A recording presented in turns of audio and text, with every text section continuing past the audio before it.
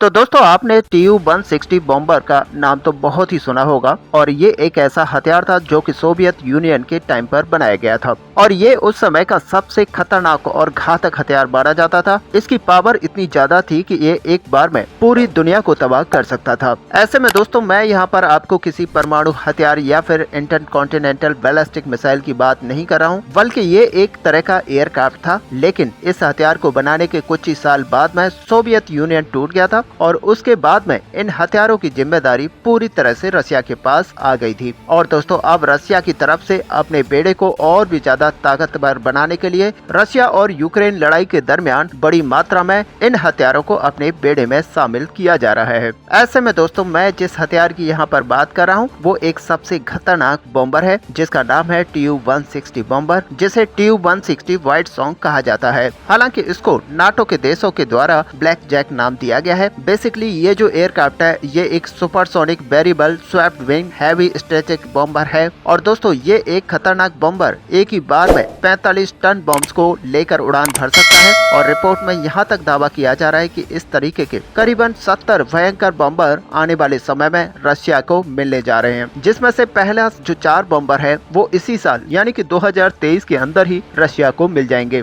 ऐसे में दोस्तों अगर देखा जाए तो जिस तरह से रशिया और यूक्रेन की लड़ाई आगे खिंच रही है, उस समय रशिया को ऐसे हथियारों की जरूरत है जब रशिया वेस्टर्न देशों को यहाँ पर डरा पाए और वेस्टर्न देशों को इस पूरी लड़ाई से दूर रखा जाए। ऐसे में TU-160M बॉम्बर एक ऐसा हथियार है जिससे लगभग सभी देश डरते हैं और अमेरिका भी इससे डरता है। रिपोर्ट में यहाँ तक दावा किया जा रहा है कि रशिया अपने इंटर कॉन्टिनेंटल बैलिस्टिक मिसाइलों को और स्ट्रेटेजिक बॉम्बर कैपेबिलिटी को बढ़ाने के लिए बड़ी मात्रा में सुपरसोनिक बॉम्बर अपनी सेना में शामिल कर रहा है। हालांकि कई सारे विशेषज्ञों का मानना है कि रशिया के द्वारा ये जो बॉम्बर अपनी बेड़े में शामिल किए जा रहे हैं ये रशिया का सबसे खराब डिसीजन है। ऐसे में ना ही चाइना और ना ही अमेरिका इस तरह के बॉम्बर्स को अपनी सेना में शामिल कर रहे हैं। और एक तरह से ये जो बॉम्बर है ये काफी पुराने बॉम्बर्स हैं और ये काफी पुरानी टेक्नोलॉजी पर बने हुए हैं। और आपको पता ही है कि स्टेल्थ बॉम्बर पर अब सारी दुनिया यहाँ पर फोकस कर रही है, जबकि दूसरी तरफ रशिया ट्रेडिशनल बॉम्बर्स को अपने बेड़े में शामिल कर रहा है,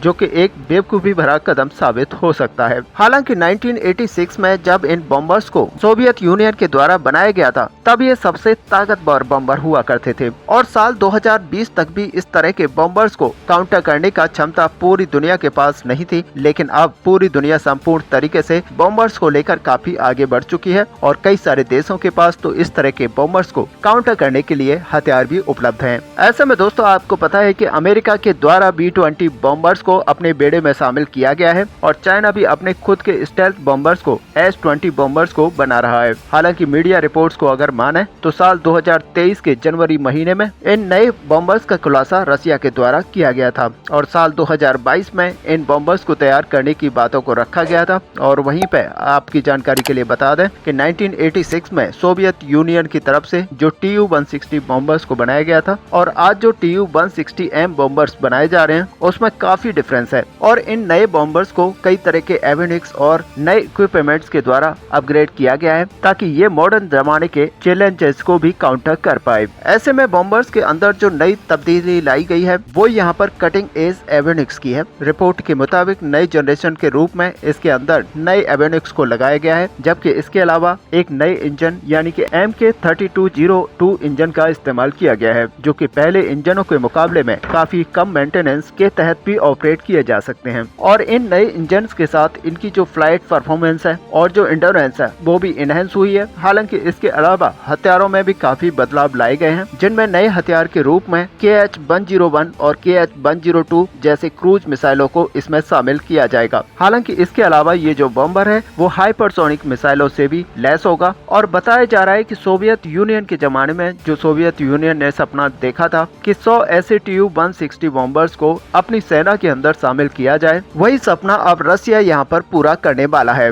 हालांकि दोस्तों अगर देखा जाए तो 70 के 70 बॉम्बर्स संपूर्ण रूप से नया नहीं बनाया जाएगा, बल्कि सोवियत यूनियन के जमाने में जिन बॉम्बर्स को यानी कि जिन 28 CL प्रोडक्शन बॉम्बर्स को बनाया गया था उनमें से 16 बॉम्बर्स अभी भी रशियन एरोस्पेस फोर्सेस के अंदर हैं, जिनको M2 स्टैंडर्ड में अपग्रेड किया जाएगा। और बाकी के जो 54 बॉम्बर्स हैं उन्हें नए तरीके से बनाया जाएगा, जिसके बदौलत रशिया के पास कम से कम 70 नए जनरेशन के बॉम्बर्स शामिल शामिल हो पाएंगे। अब दोस्तों Tu-160 बॉम्बर्स के प्रोजेक्ट को देखा जाए तो फिलहाल ये रशिया के लिए सबसे महत्वपूर्ण प्रोजेक्टों में से एक होने वाला है, क्योंकि फिलहाल रशिया के एयरफोर्स के बेड़े को अगर देखा जाए तो ये जो बेड़ा है ये संपूर्ण रूप से Tu-22 और Tu-92 जैसे बॉम्बर्स के ऊपर डिपेंड करता है, जिनमें से रशिया के पास पहले से ही 65 Tu-22 बॉम्बर्स हैं जो कि 73 में बनाया गया था। और दोस्तों ये जो बॉम्बर्स हैं ये सुपरसोनिक बॉम्बर्स तो हैं, लेकिन ये इतने अधिक पेलोड को कैरी नहीं कर पाते हैं। जबकि दूसरी तरफ Tu-92 बॉम्बर्स को देखा जाए तो ये द्वितीय विश्व युद्ध समाप्त होने के कुछ ही समय बाद बनाया गया था और रशिया के पास इसके 42 बॉम्बर्स रशिया के बेड़े में हैं। लेकिन ये काफी पुराने जमाने के बॉम्बर्स हैं जिनमें हैवी पेलोड ले जाने की क्षमता तो है, लेकिन नई जनरेशन के चैलेंजेस को काउंटर नहीं किया जा सकता।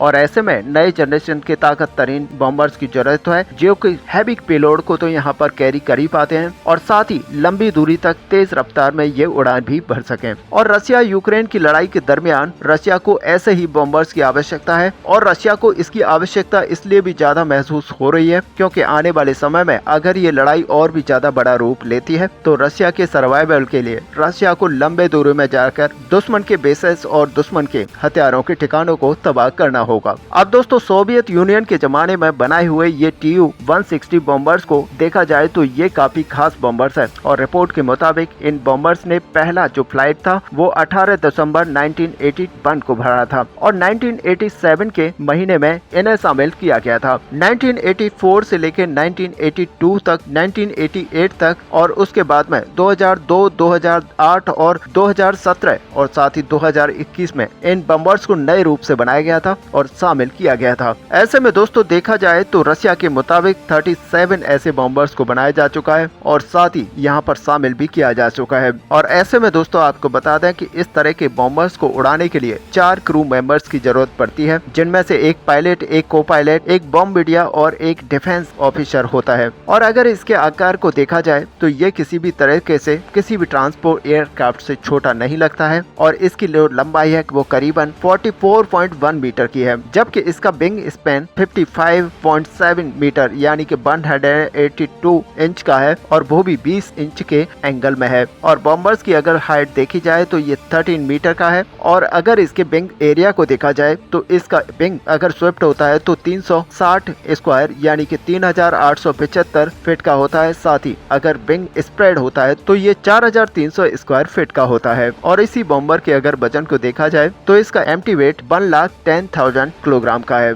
और ग्रॉस वेट को देखा जाए तो इसका जो ग्रॉस वेट है वो करीब 2,61,000 का है। 2,75 किलोग्राम का ये मैक्सिमम वेट उठाकर उड़ सकता है, जबकि इतनी हैवी बॉम्बर्स को ताकत देने के लिए इसमें 4 MKS 321 after burning turbofan engine का इस्तेमाल किया गया है, जिनमें से हर इंजन का ड्राइव थ्रस्ट करीब 137.3 किलोन्यूटन का है। और दोस्तों इसी कैपेबिलिटीज के साथ आप ये अंदाजा लगा सकते हैं कि आखिरकार ये बॉम्बर्स कितने ज्यादा स्ट्रॉन्ग हैं, पावरफुल हैं। और इन्हीं इंजन के सहारे ये अधिकतम 2220 किलोमीटर पर आवर में ट्रेवल कर सकता है, जो कि मार्क 2.05 होता है और इसकी जो टोटल स्पीड है वो 960 किलोमीटर पर आवर है। और सच मानिए कि ये अगर सबसोनिक की स्पीड में उड़ान भरता है तो ये 7300 किलोमीटर तक आसानी से उड़ान भर सकता है, जबकि इसकी अगर ऊंचाई में जाने की क्षमता को देखा जाए तो ये 16 किलोमीटर यानी कि 52,000 फीट की ऊंचाई तक जा सकता है। और इसके अगर हथियारों की वेपन बे को देखा जाए तो इसके अंदर 2 इंटरनल वेपन बे है,